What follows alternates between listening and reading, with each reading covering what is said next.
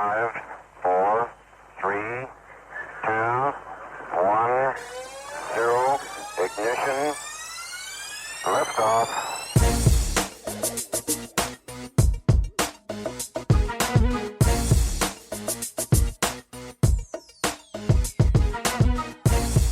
You're listening to the GHT Overland podcast.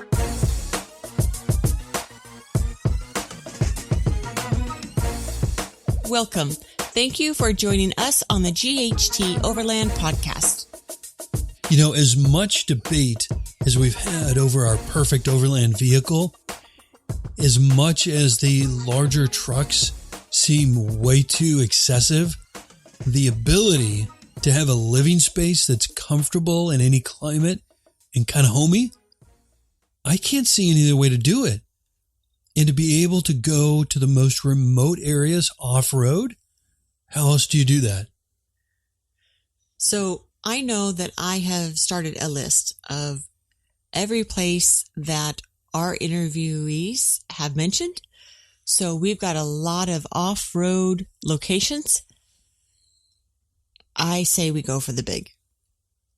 Go big or go home. Go big or go. It seems like two different conversations, Lisa. So we've got the larger format vehicle. You get the larger living space that gives you that homey, comfortable feeling. And you've got all the little tools and gadgetry that you could possibly want, with obviously a much higher gas price to be able to do that. And then you've got all the different places you want to go. Yes, but you want your cake and eat it too. Of course I do.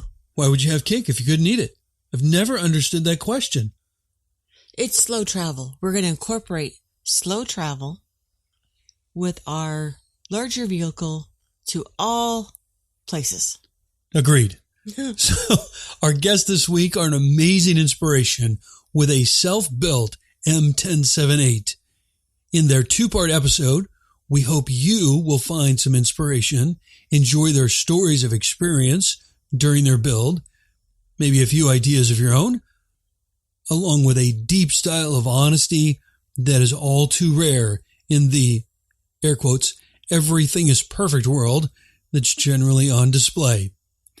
Be sure to check out the show notes page for some gorgeous pictures of their interior design displayed with stunning perfection. Okay, so I am going to steal some of her interior designing ideas. So even though it's that picture perfect, it also came down to extremely functional. I would completely agree. It does kind of come off as, on first glance, that Instagram perfect kind of thing.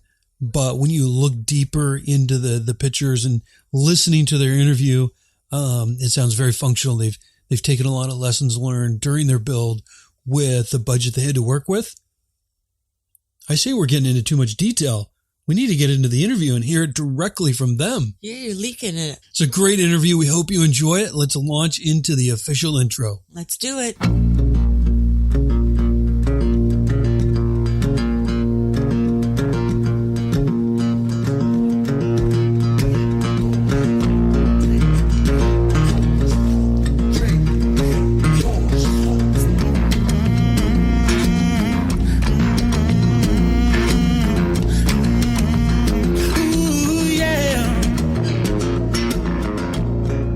Welcome and thank you for joining us on the GHT Overland podcast.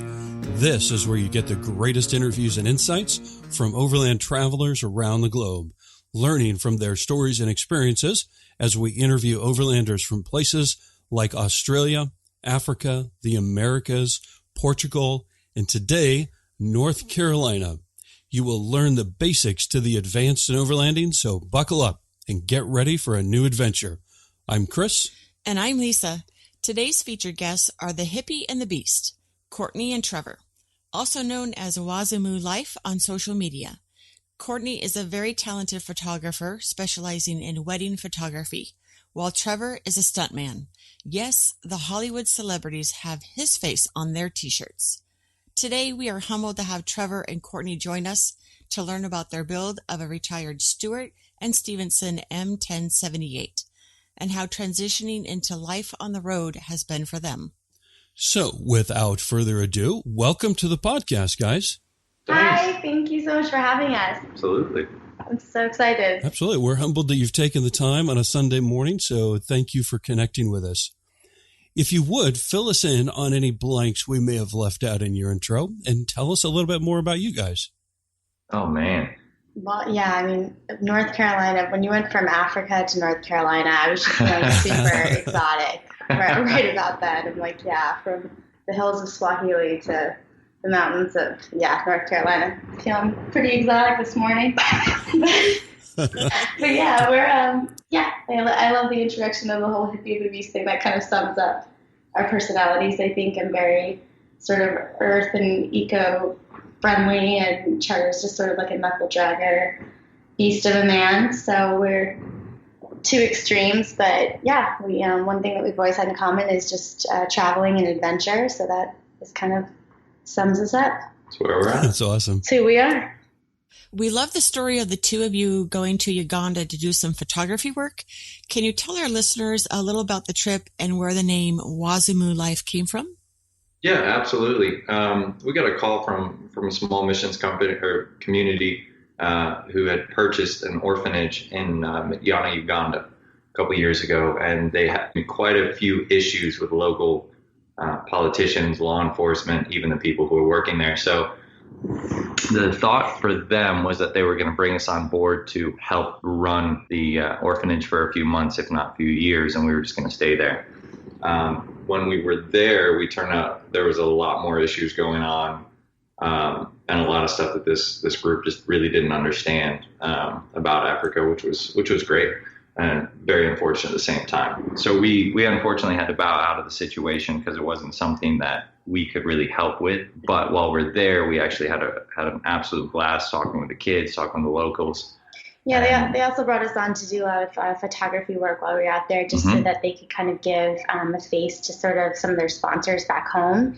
So that was a really cool opportunity for us because I've been to Africa, South Africa a few times, and I'd never been to Uganda before. But each time I've been out in that area of the world, I've always felt like most connected to my photography work and just the things I love to do. I'm very driven by humanitarian work. And it was Trevor's first time in Africa, so it's a very neat experience. But while we were there, we were actually talking about, I'll let you take this part, Trevor, but it was just before we left that we had kind of been dancing around the idea of tiny living.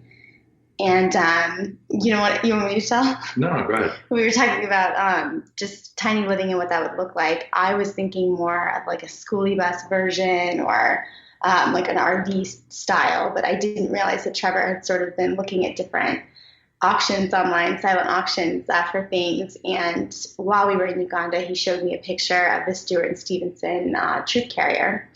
And he said, what do you think of this for a tiny house? And totally not thinking long-term at all. Never in a million years did I think that we would actually end up with this thing. So I was like, yeah, like, sure, put a bid on it. And he's like, yeah, all right.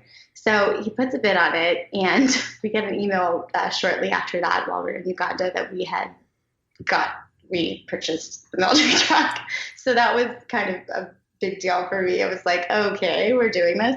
And we ended up naming it Wazimu because while we were in Uganda, you tell this part. Yeah, so going back to kind of what I was saying earlier, with all the frustrating things that were going on, one of the great things was hanging out with the kids. Not just kids in the orphanages, but just kids, period. And they would always call me Mzungu Mularu, which is crazy white man. And, as we were driving by, they'd be like, I see you, white man. I see you. I see you. And so we'd always get out and hang out with the kids and play around because, I'm a big oaf and I got tattoos everywhere. So they'd always grab me and, have a good time. But we tried to kind of transition Mularu into something that we could use to kind of explain who we are. And it turns out that it doesn't actually translate. So we went to Swahili. Anyway, long story long, Wazimu means crazy in Swahili, which is what they were always shouting at Trevor and like calling him crazy white man. Yeah. So we decided to name our truck Wazimu because it was a little crazy that we ended up buying it to begin with. So thus the name Wazimu was born. Absolutely. So, like, what was your immediate feeling when you got that email that you had won the Oh my gosh, the bid on the truck? I'm sure Trevor was like stoked, and I was just like, what? But to be perfectly clear, I mean, I literally never, ever thought that when we talked about living on the road or living tiny, that, I mean, if you put out every vehicle in front of me, that I wouldn't have even glanced at a military truck. I just never would have gone there, ever. I think my first reaction to it was like, yes. Yes. And then, oh crap, I think I'm going to get yelled at. Yeah, no, I mean, you did ask me, to be fair, but because it wasn't the first time Trevor had bid on something online, and it just fell through. So when he asked me, I was just like, yeah, sure, whatever. Like, and I don't know what I thought. I just really didn't think that through. You kind of tricked me because, I was emotional. We were in Uganda with orphans. Like, oh, can I get this? I'm like, sure. Like, so that's maybe some manipulation. That's awesome. So what's the story on Hippie and the Beast? Where did that come from? That was something that like family members and friends have kind of always referred to us because, I'm 5'2" and I weigh, 100 pounds soaking wet, and Trevor is 6'2", and I don't even know how much you weigh. You're a whale of a man. When we first met, I was 240 pounds. Yeah. And and I'm just kind of, barefoot, kind of girl. Yeah, kind of peace and love girl. And Trevor's just very, I just always describe him as like a knuckle dragger. But I mean, just all like the manliest things you can do. Axe throwing. Like, I mean, when I met him, he was just like all that is man in a man. Yeah, and so just total opposite of anybody I'd ever like dated before and everything. And yeah, so just right away people were like, oh, like you guys are just a little hippie and a beast, aren't you? So we just, I don't know, I just always liked that because it sort of summed up the two extremes that we are. Yeah, absolutely. Yeah, that's awesome. It goes together well. Yeah. So let's go back to the truck real quick. Just a guess, but I'm thinking the purchase of that M1078 was a true commitment of time and finances. Why did you choose that particular truck, and would you do it any different today? Well, yes and no. To be honest, we chose this truck. A friend of mine called me up one day and said, hey, I just bought a school bus. I want to turn it into an RV. Can you help? I said, sure. And he said, cool, we got to be done with it in 14 days. So, okay. Time frame. Yeah. So, all right, let's jump on board. And so I'm at his shop for about 20 hours a day. And of course, Kourtney is annoyed and, misses me, which is a fantastic thing for a wife. Yeah. Annoyed in like a cute way. Yeah. So she decides she's going to come visit. And so she ends up staying for quite a bit of the build and really falling in love with the idea of living on the road. Yeah. I mean, the bus that they did was just incredible. I loved it so much. But the only problem is the ceilings are 5'11", and that's just not going to work for me. Like that would I would have a permanent crink in my neck. Anyway, so I saw these guys out in Washington State who are building them, and other guys who are doing them out in different parts of England, Europe, Africa, and Australia. And just really fell in love with the idea. Tried to do an Isuzu 4x4 big truck, and they don't really sell them in the U.S. And went through a whole bunch of different ideas. And, I'd always looked at government auctions and found a bunch of these trucks. And, the idea of bidding on something like that was really cool. And they're such a cheap selling point. So went ahead and made quite a few bids on quite a few of them. Lost every single bid until this last one. But ultimately the idea was we wanted to be able to go anywhere, do anything, and a school bus can't do that. But this thing, we can go on the beach, we can go in the woods, we can go overlanding, we can do the parking lot thing, we can do absolutely anything.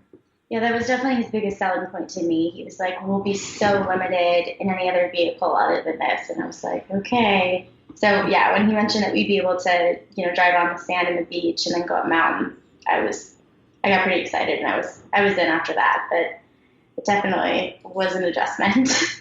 But yeah, as far as finances go, I think we originally purchased it for about $8,000. $8,000. Yeah, that was just when it was like the complete flat back. We have a picture of what it looked like originally on our Instagram, but It was just a tan flatback troop carrier, and it was $8,000 when we first purchased it. And we had saved up. This was like kind of the cool part of our relationship. When we first got married, we started saving up like immediately. We just had like this sort of like rainy day fund where we were just taking a percentage of all of our paychecks and just making it into cash and then putting it in an envelope. And we had no idea what we were saving up for. Everybody always asks us that. They're like, how did you pay for this? Like, what were you, doing? And I'm like, I'm not sure what we thought we were saving up for, but we were just putting away like a lot of money because we knew we wanted to do something. And so that's where the 8,000 came from, was that we had been saving up for the first couple of years of our marriage. I guess we got down to it and started the build. We wanted to stay, as ridiculous as this may sound, below $30,000. And trucks similar to ours go for well over $250K when you hire a company to build it out for you. It just so happens that I'm a welder, woodworker, craftsman. So it ended up working out pretty well as I had a very good friend, the guy who I built the school bus for, donate his shop, his tools, and everything fully at our disposal. So again, jumped right on board with that. 20 hours every single day. I was in there just running and gunning. And after everything's said and done, we were out the door at right around $37,000, including the initial purchase of the vehicle. Mm-hmm. So. Well, that's great. Cool. So it really helps when you have all those skill sets to be able to put it together in a shop. Yeah, absolutely. Because that obviously we didn't pay anybody for labor because Trevor did all of that labor. So $30,000 is obviously pretty impressive for what we have, but we did that. Yeah, it doesn't include labor. I mean, I brought you food and stuff for your labor. Yeah. But yeah, that's why we were able to keep the cost so low, because if Trevor didn't know how to do it, he just figured it out. So that was a really big thing. I mean, he did everything from the welding to the overall skeleton of the vehicle, all the woodwork inside, the crank down bed situation, the plumbing, the electric, everything was, we did it all. He did it. I mean, I didn't do anything. I did do the trim on the inside, and that's the only part of the whole vehicle that looks truly tragic. But yeah, Trevor did everything. It truly sounds like the both of you collaborated on the design of the living space. One, it's absolutely gorgeous. Thank you. And two, what tips or thoughts can you share on the design and process of building it? Oh, well, I'm going to jump on this one. First of all, when whoever in your relationship, if you're going to do this as a couple, decides, hey, I figured this out, this is how it's going to look, just expect all of that to be completely wrong and thrown out the window. Well, Alicia, you mentioned earlier that you're a visual person. I'm extremely visual, and Trevor is extremely not visual. He can just see things in his brain and then make them happen. So he would come home with all of these great ideas, and I'm like, that sounds terrible.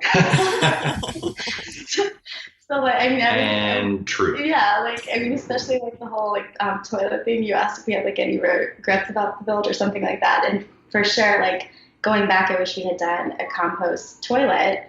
But in the beginning, I was it just sounded. I'm a visual person, so it wasn't until we met somebody on the road that had a compost toilet. Oh, you don't want to visualize that.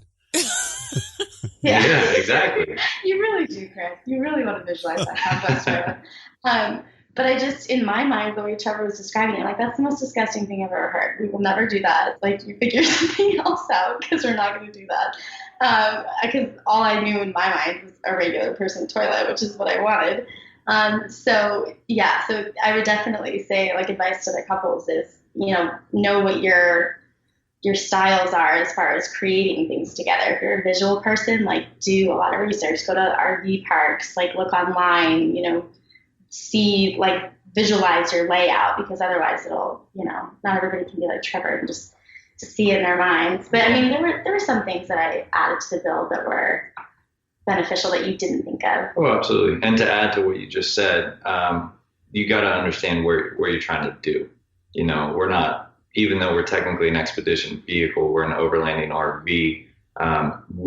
Anytime we're off road, we're not trying to go fast. We're not trying to do anything crazy. We're taking our time. We might take the exact same Jeep trail you just took, and it took you 30 minutes to get up to the top. It might take us 4 hours. Oh yeah, we're not going anywhere fast. No. And where a lot of other people, build their rigs specifically to get somewhere. And so they build them very, very differently. So ours is very much on the outside, an expedition truck, on the inside, a very small home. Yes. So definitely. Very different. Yeah, that's beautiful. And you've got, tell me how the bed worked out. So the bed comes down, I think, where the living space is, right? Mm-hmm. Yeah, we've got a U-shape sitting area in the back, and the bed is on a crank system, which again, Trevor just sort of figured all that out himself. We've got a queen-size bed, and you just crank it up during the day, and you just crank it down at night. Mm-hmm.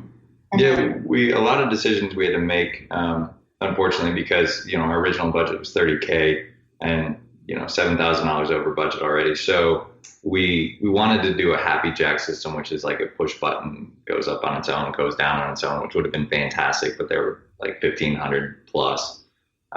So we ended up using for Christmas. Yeah.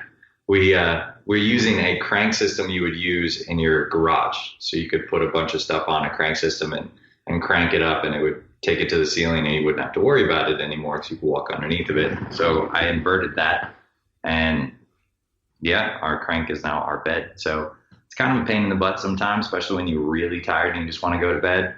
Yeah, well, cranking it down is not the problem. That happens in a couple of seconds. It's putting it up during the day that is a little bit of an issue, right? So if you can't do something in a matter of seconds, it's not going to work for you long term on the road, because you'll just get very, very frustrated very quickly. Originally, we had our table underneath the bed system, and that had to be set up every time, because if the bed was down, it couldn't be there.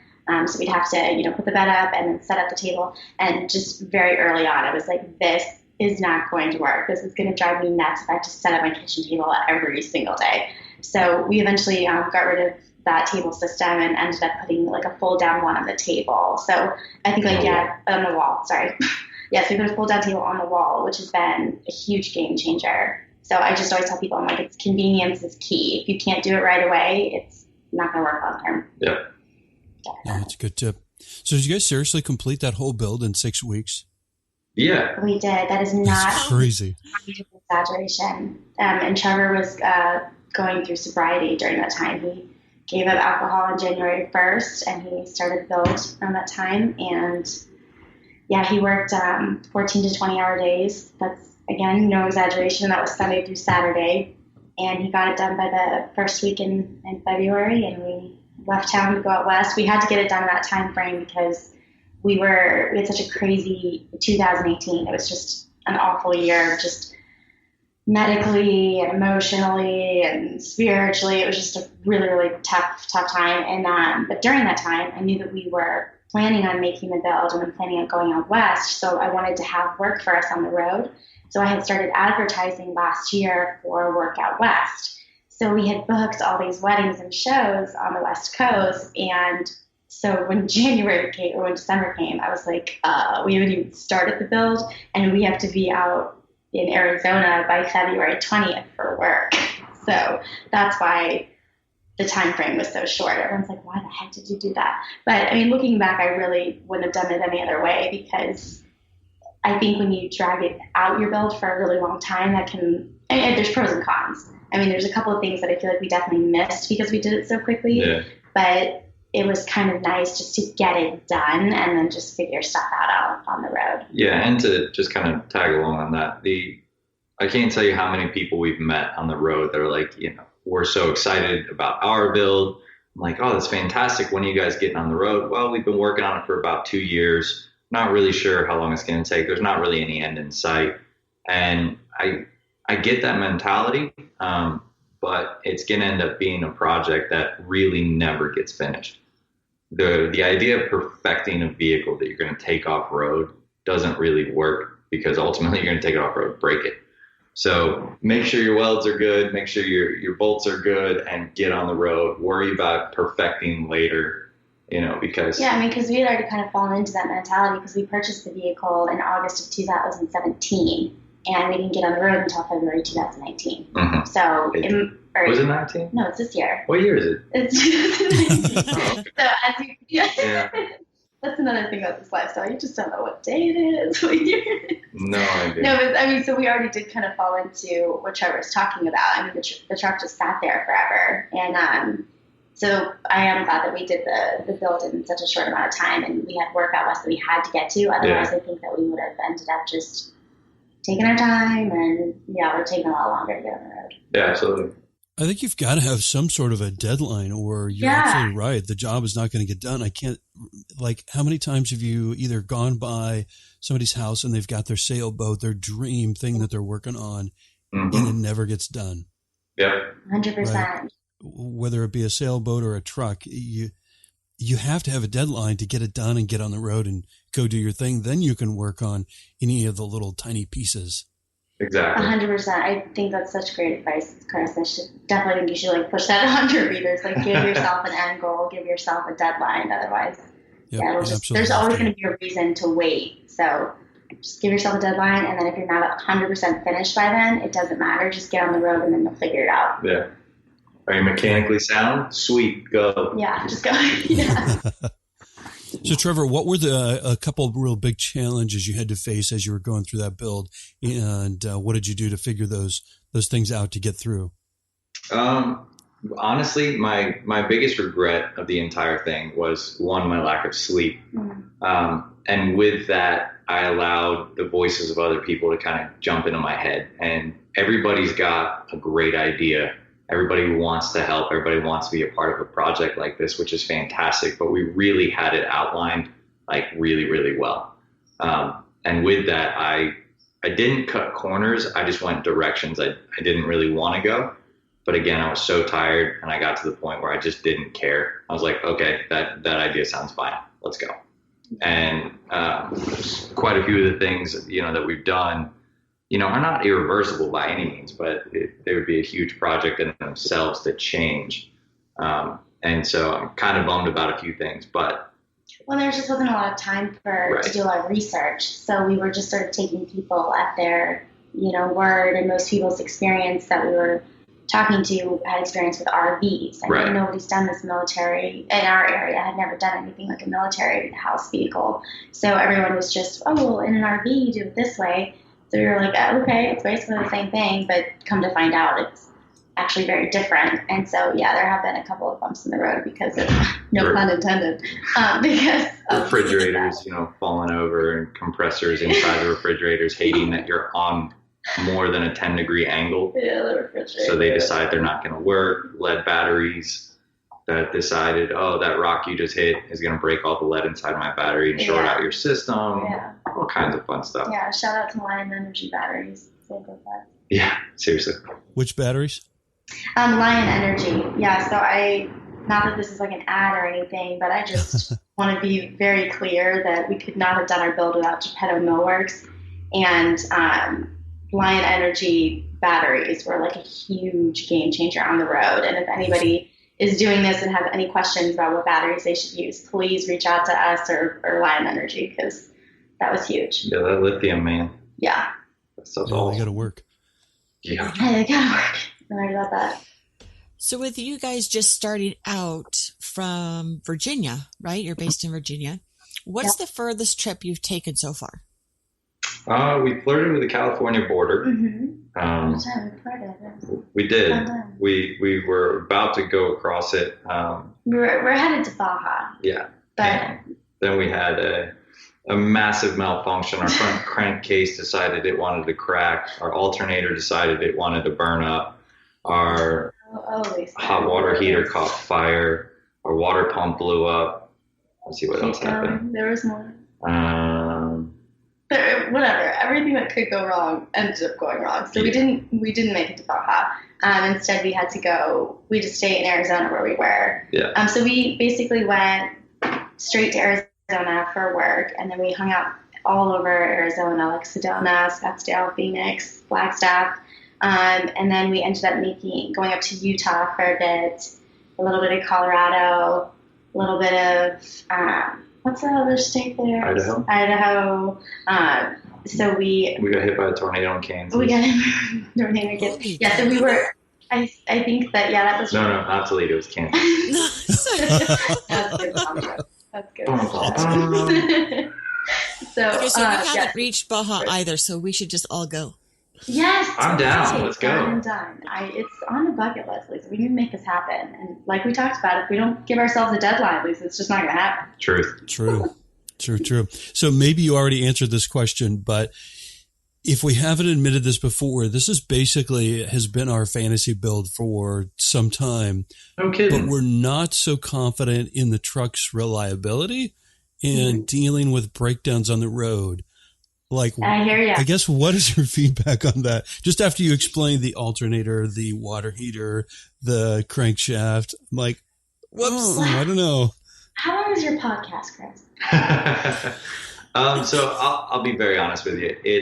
If you want to do this lifestyle, and This particular one. via the expedition type, vehicle, the overland lifestyle, but not go traditional like a Jeep.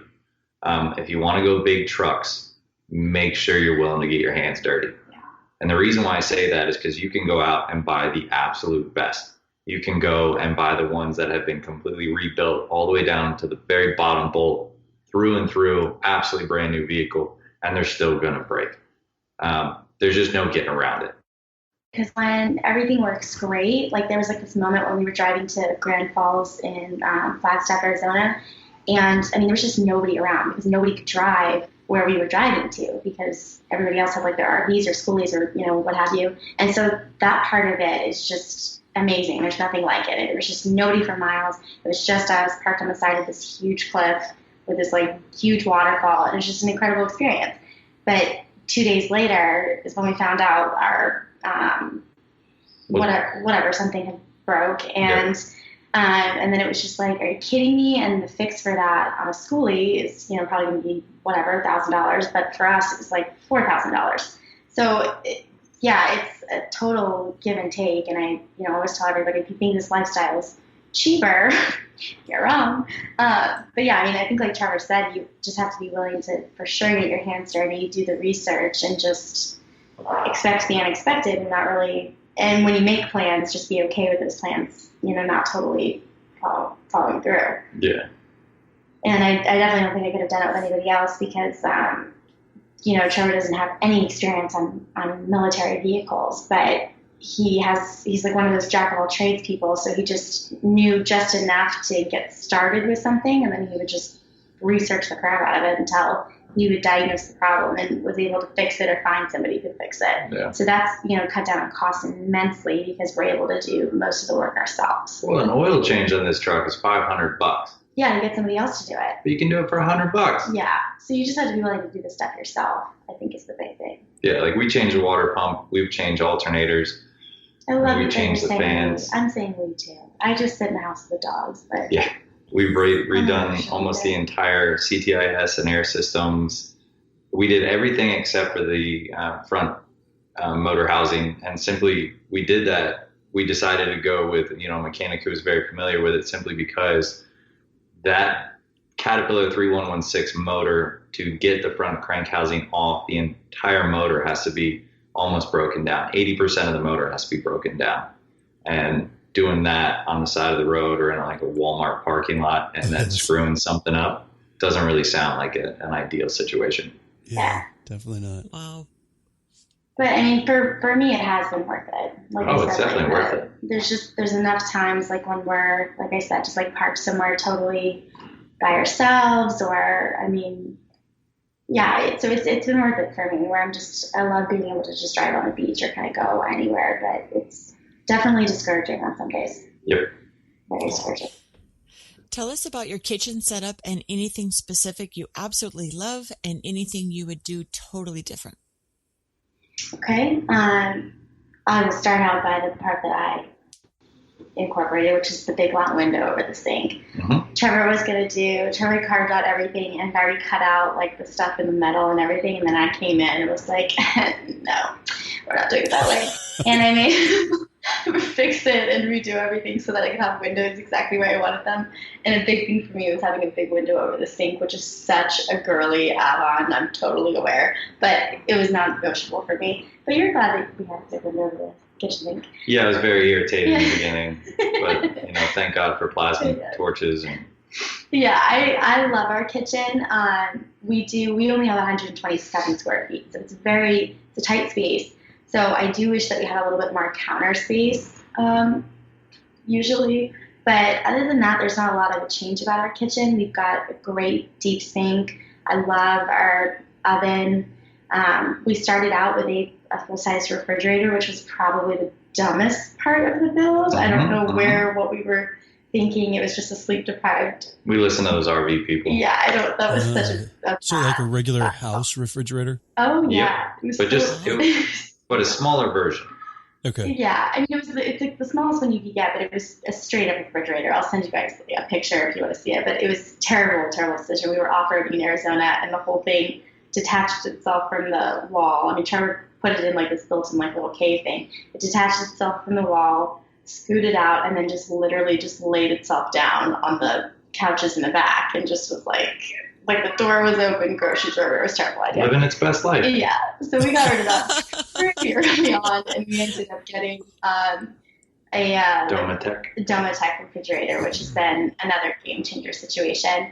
So after we made that, adjustment, I love our kitchen. We've got an open cabinet sort of layout on top, which was also my call. Trevor really didn't want to do it that way, but I really wanted to have open cabinets. And those have actually been awesome. We just put the rubber mats down and everything stays, the only thing we take down, I think, when we drive is just the plates because they, stack. So we just put those in the sink.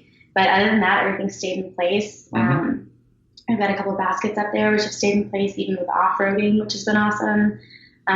Trevor did build a bunch of cabinets. We have a lot of cabinet space, which is really, really nice. We've got a deep cabinet for like big bowls and stuff. So there's really not anything I would change about our kitchen. And I really like our kitchen setup a lot. I like that that's the first thing that you see when you walk in because there's a lot of custom work in that. So it sort of shows most of Trevor's, artistic side. And yeah, I love my kitchen. I love my kitchen. So what refrigerator are you using now? You're probably not using that original one.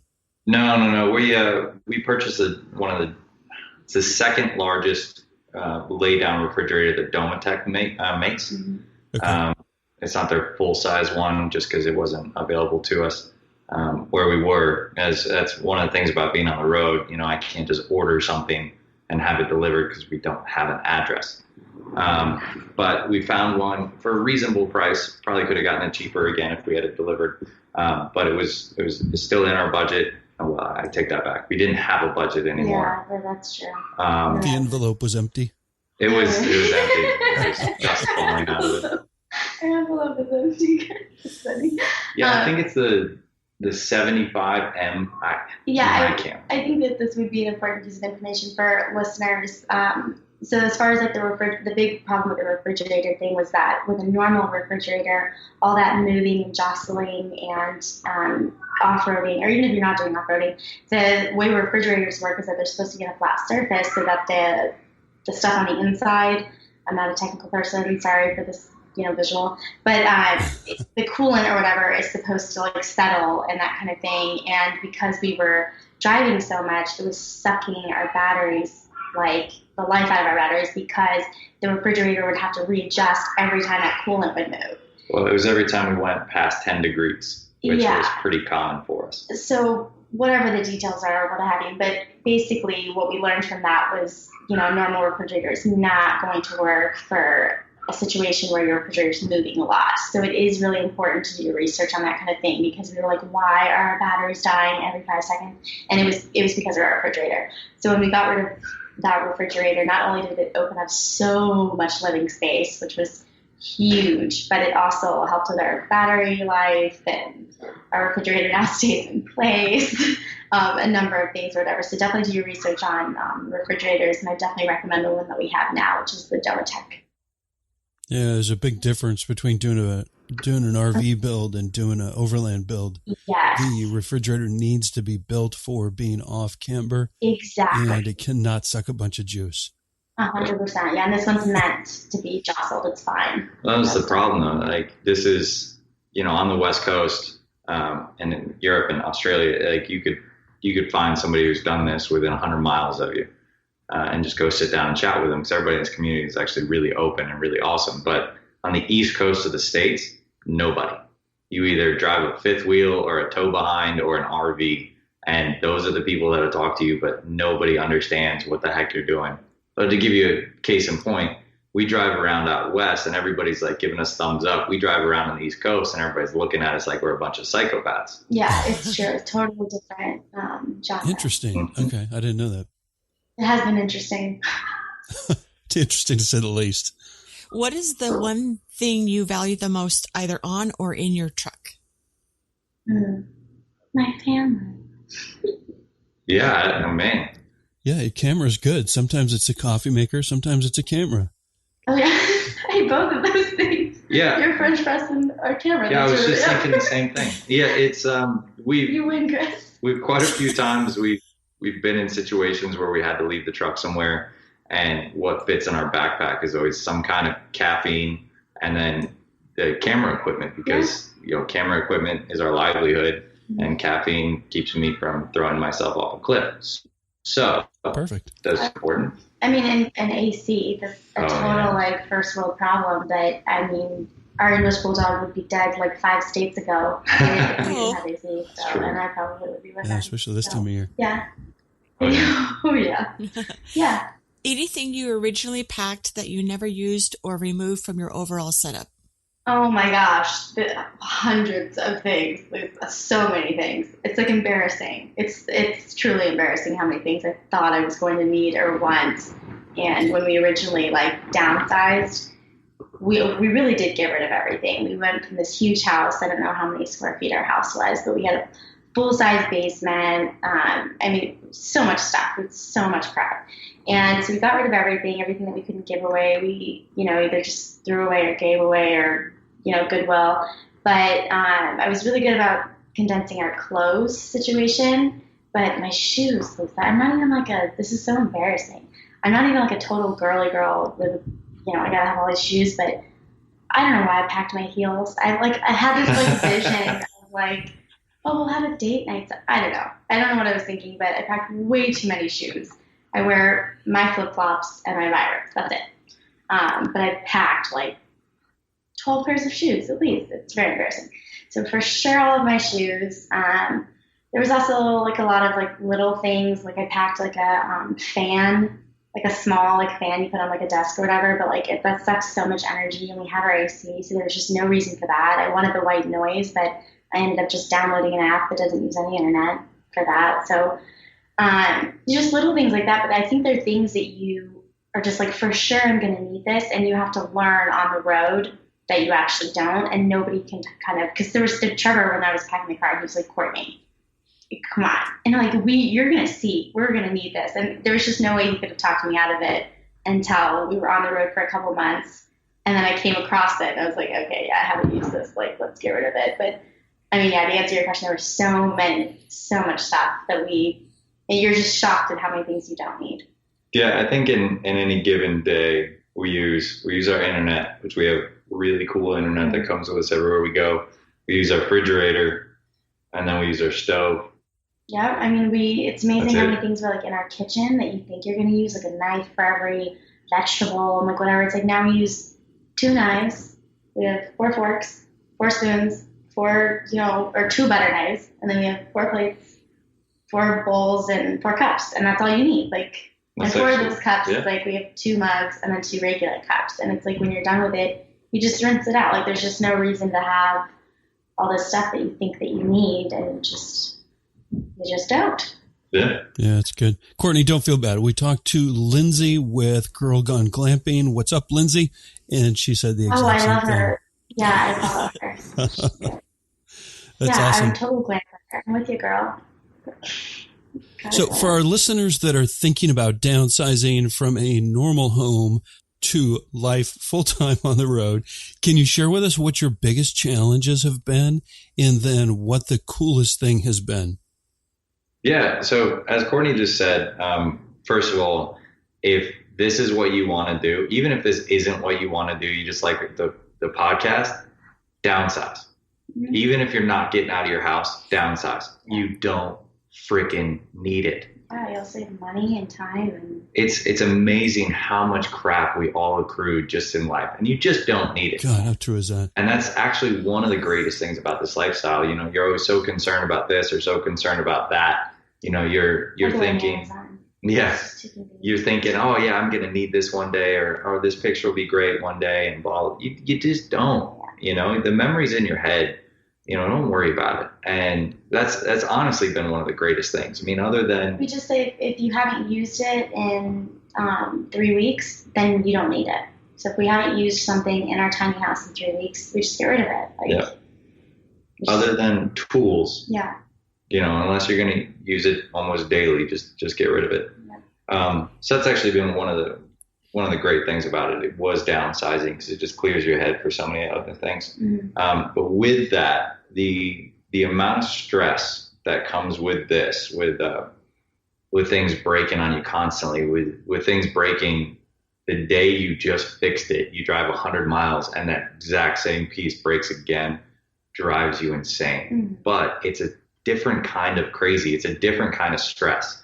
And the stress that you can deal with at home, you know, is frustrating. And this stress is just 100% different. And for some reason, this kind of stress fits. It's totally manageable, yeah. Yeah, it's not overwhelming. It's almost laughable half the time. Yeah. You know, instead of like, you know, because I used to have a serious problem with anger. And man, I would get angry and I'd be the first guy to punch a hole through a wall or punch a door and all that kind of stuff.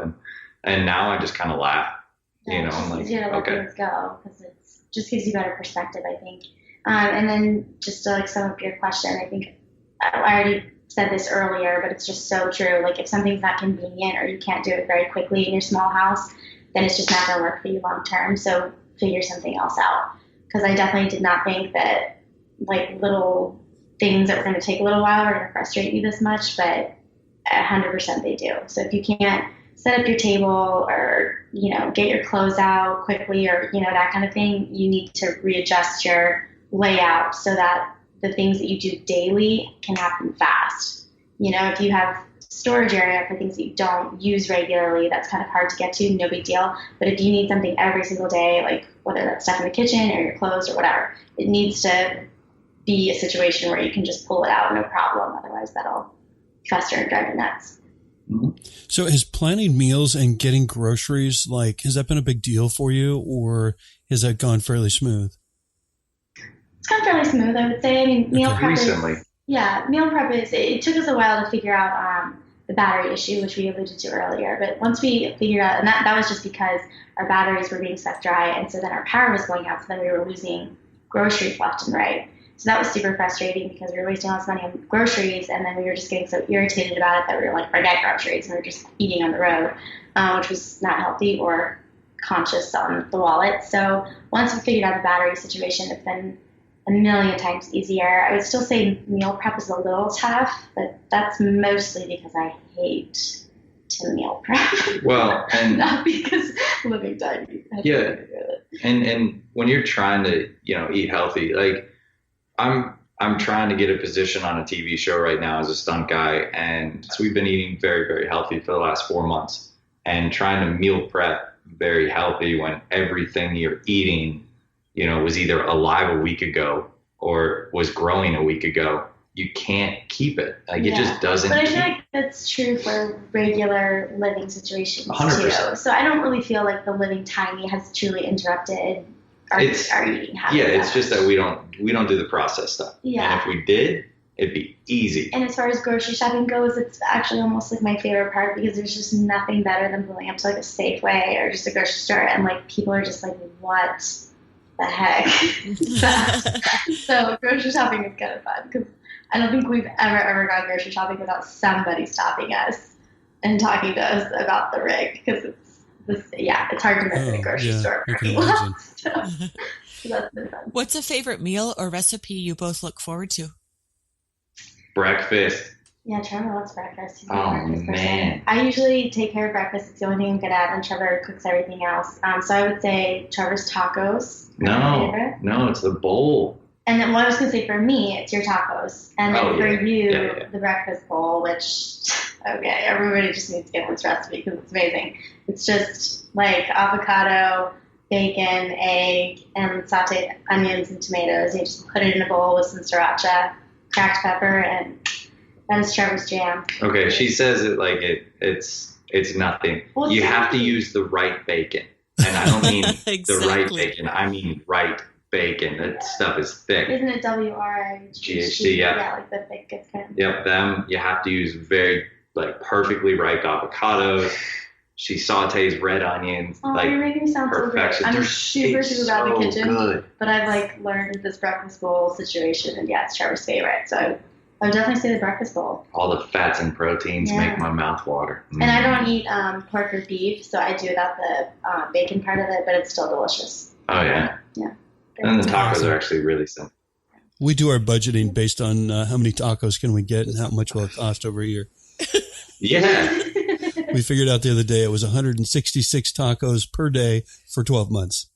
Yes. The math on that makes sense to me. Sounds good. When you're when you're living in this huge truck and you're doing a photo shoot or just doing normal life, how do you find a place to park for the night? Oh, such a great question. And I know I'm talking so much, but I have so much to say.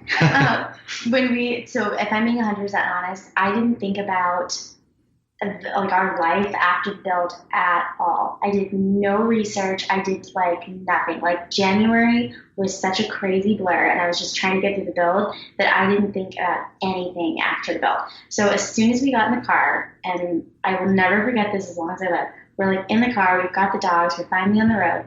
We like literally passed the state line, and I just had this wave of like, what the heck are we doing? I was like, where are we parking tonight? Where are we going? What are we doing? Like, I mean, and the parking thing just kept circling my brain. I was like, I mean, this was so stupid. I was like, where are we parking tonight? So the first like month, I would say, I was just like peeking out the window like every 6 seconds of the night, because I'm just like, someone's like gonna get us. This is illegal. Like, I was just like freaking out about the parking situation the whole time. But I have to say that that totally wears off.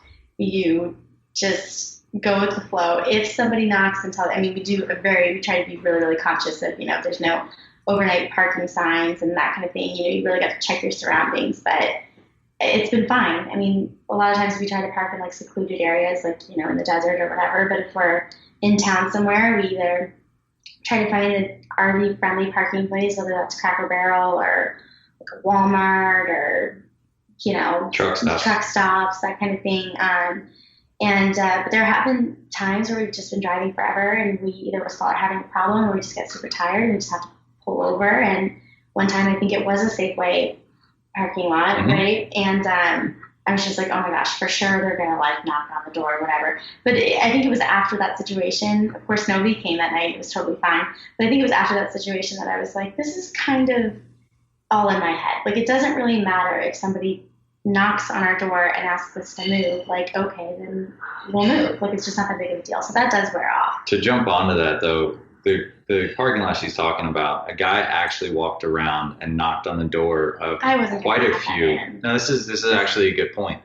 So they have a bunch of, off-road vans, the Mercedes and stuff like that, the four-wheel drive ones, parked in the same area we are. And a guy walks around, he starts knocking on doors at 6 a.m. He's like, you guys got to move. You can't be here. And we were just outside of Sedona. I think everybody got there after midnight because we were all doing the same thing. We were looking for a cool off-road spot, but we've been driving all day, and there's just no point in looking right now. Walked around the entire parking lot. There was 5 other vehicles, told them they had to move. And so I got out before he even came close to us, and I had a cup of coffee in my hand. And he just comes walking over, and I was just going to, be like, hey, absolutely understand. Just, wife's getting ready, and then we're going to take off too. He didn't say a thing. He just said, well, he obviously said something. He said, hey, you guys got the coolest rig I've ever seen, man. Yeah, it was super, that was it. Super, support. So I think like it's sort of in your head that you think you're inconveniencing people and stuff. And of course there's, a couple of people out there that don't want you anywhere near them. But for the most part, people are super supportive of this lifestyle, and the parking thing totally wears off. You get past that. It took me a good month, but now I don't even think about it. And like, we just park where we can, when we're traveling. And if somebody ever asks us to move, it's just not that big of a deal. You just say, okay, no problem, and just move on to the next place. Yeah, and we're also doing this full time. If you guys are just trying to do an overlanding thing for 4 or 5 days, it's not a big deal because you're going straight to a location, you're hitting your trail, you're having a good time. You're not ever worried about parking lots. But when you're trying to, your locations are 2,000 miles away from each other. Yeah. And in the States, thankfully, we do have also, so many places we can pull over. Parking lots become your friends. Yeah, absolutely. That's good. Now, most of the time, I think we find the highlights of life on social media. I know we found inspiration in your writing, both on social media and your website, with your willingness to be open and honest that life really sucks sometimes. And that is... I think that's a direct quote.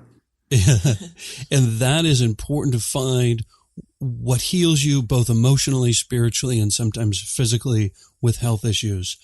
Kourtney, you wrote on your blog and said that being in Uganda was the last time that you really felt at peace. What is it about travel that brings us such peace? That is a really beautiful and deep, complex question. I think everybody can relate to the fact that when you're out of your normal element of home and work, you're able to dial down a lot. So I think everyone can relate to when you have like new perspective and a new surrounding, it sort of changes your mentality a little bit. And I think traveling, especially for me personally, has always been a way to look outside of myself a little bit. Like it sort of forces you to not be so selfish because you are experiencing things that are new and different. And so your brain is sort of concentrating more on that than yourself. And so I think it allows us to take a break from the self-absorption and the, just everything that you think you have to get done in a day or in a week or deadlines and everything. And so it's because usually when you're traveling, you're on vacation, you're on a break, or sometimes it is for work. But again, I think that new surrounding and that new perspective is what causes us to just sort of calm down a little bit in our minds and change our normal way of thinking. And so it gives our brains a break from the normal and it switches it up, which is just gives us a little bit more peace. I think that's how it is for me. And Trevor, what about for you? You've gone through sobriety and some other challenges in life. Do you find that either being on the road or maybe that trip in Uganda was really helpful for you? What are your thoughts? Oh, absolutely. Uganda was it was a staging point for us. Okay. Just kind of opened our eyes a little bit, not to the world. We've both done, Kourtney's worked on anti-sex trafficking campaigns. I've done a lot of disaster relief around the world. And so we've seen things like this before. And so that was just kind of nice, but it was a point that this is the first time we had done something together and how we really just enjoyed each other. And one part of it that I find very interesting, we were always stressed at home and we weren't nearly as stressed on the road. And it seems like even though we have everything at our fingertips at home, we have our friends at a certain place, we have, we can go to dinner, we can go to a brewery, we can go, the gym, everything's set up and laid out for us. It ends up overwhelming me. And so like I almost fabricated all these things that I had to do and had to have done constantly, even though they weren't real deadlines by any means. Whereas, when you're on the road, you're limited by how fast you can go, where you are, what you're doing. Problems. Yeah, but it kind of quieted my mind. That constant dark passenger that was screaming in my head, went away because I couldn't go somewhere. I was very limited by the size of the vehicle we were in. Are we currently dealing with a breakdown?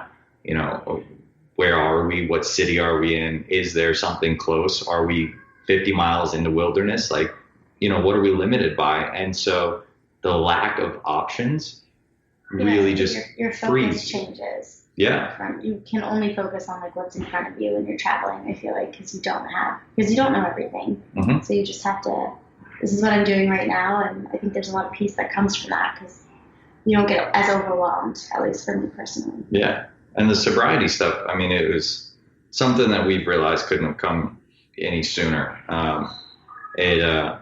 Living this lifestyle and and we say this all the time, this is not for everybody.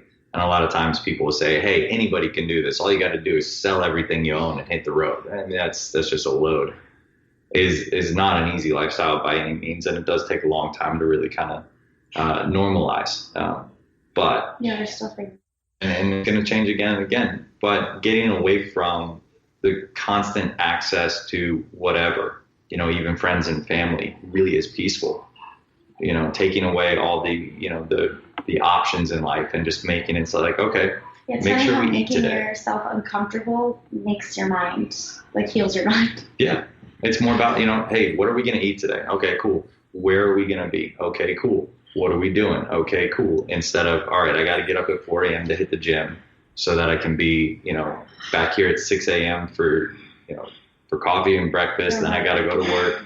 Then I got to figure out what I want to eat for lunch. Even though these are very simple, kind of silly things to even be stressed about, they were things that stressed me out. Because all the other stuff from your day-to-day just comes piling in. I got to call the doctor's office. It's just and there are so many stressful things on the road, but it is just a different, more focused type of lifestyle that for some reason it's just more peaceful. And I think that you'll find that a common factor in everybody that you talk to that lives on the road. We certainly have. Everybody that we talk to is it just changes you in a really positive way. And it doesn't mean life is easier. It's just different. And for some reason, this different is more peaceful.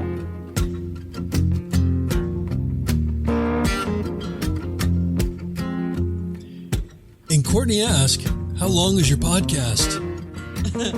Sometimes the conversation and the quality of the conversation just comes together and flows. We hope you enjoyed part 1 with Trevor and Kourtney. I know the idea of a lifestyle that's more peaceful, not necessarily easier, but getting away from home and work to dial it down, that was, at least for me, really, really meaningful. Well, then maybe for those out there, a lifestyle change might be needed. It brings different opportunities that they might have not have thought about. Photography, writing more, even a career change. Yeah, because you could either do stuff with the longer term travel and a slower travel, you really have that time to maybe explore some, like you said, some ideas, hobbies or interests that you either had before or maybe that pop up while you're on the road traveling. So you can be open to those new ideas and doing different things. I got a lot out of part 1. Really enjoyed it. Glad you guys stuck around. I know it was a little bit longer than what we usually do. And get ready for a power-packed part 2 coming up next Thursday. Our interview with Trevor and Kourtney is our longer format interview. So as you know, we split these into 2 episodes for your downloading pleasure. Part 2 will be released next Thursday. In next week's episode, we jump into finance details with some awesome insights and tips and learn more about the finer details of Trevor and Kourtney's Overland setup. Then listen to one epic, crazy road story. Unbelievable. Pretty much sums it up. Be sure to visit the show notes page to take a look at their gorgeous Overland build at ghtoverland.com/podcasts. Select Wazimu Life episode. All of the details and helpful links are already there for you. I think we should do some shout outs this week, Lisa. Ooh, that sounds exciting. We heard from a couple listeners this week. I know it's not something we normally do, but seemed fitting to do. We heard from Eleni, I think is how you say the name, and Sergio of Proyecto Mundo KO. I'm probably saying that totally wrong, so I apologize. And who else did we hear back from this week? Adventure Where You Find It. And they said, my wife, I guess he said, hey guys, my wife and I are loving your podcast. So thanks for taking the time to send us a message. Much appreciate you listening. And we also had 2 new Patreon supporters. So thank you, BJ Herman and Philip Mueller. We really appreciate the support, guys. Thank you. And a big thank you to our Patreon supporters. Your support of the podcast seriously means the world to us. If you'd like to help support the show, get a t-shirt and an awesome coffee mug that doubles as a G&T mug at night. take a look at the options while you're there. You can send your questions, suggestions, and feedback to ghtOverlandPodcast@gmail.com. You can find us and tag us on social media at ghtOverland. We would be absolutely grateful if you'd consider telling a friend or two about the podcast, sharing with them all the great stories and tips of overland travel from overlanders around the globe. Overlanding is about the experiences of meeting new friends, seeing the most amazing places on earth, and of course, new food and new drinks. For even more good overlanding karma, kindly subscribe, rate, and review the podcast, giving the GHT Overland podcast a little extra love on your podcast platform of choice. Thank you, and we will see you next Thursday for part 2 of the GHT Overland podcast with Trevor and Kourtney of Wazimu Life.